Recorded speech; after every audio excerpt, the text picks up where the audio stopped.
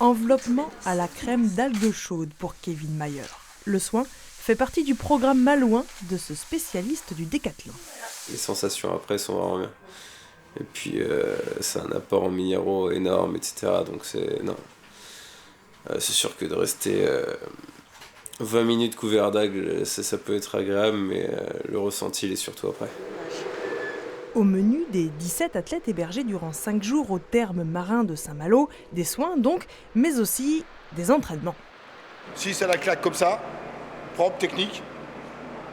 Et ensuite, quand on attaque 30, 40, 50, 60 et redescend, là c'est au sifflet, toujours trépied et on va plus vite. Pas de vacances en effet pour ces sportifs qui visent les Jeux Olympiques. Comme ici Christophe Lemaître et Valentin Lavillenie, chacun doit répondre à des attentes de la fédération.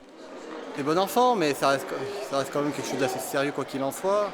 Parce qu'on est quand même là, tout le monde est là quand même pour travailler, faire ses entraînements, faire sa préparation et répondre aux exigences de la Fédé par rapport aux tests médicaux. Donc il y a quand même du sérieux, mais ça reste quand même une bonne ambiance quoi qu'il en soit.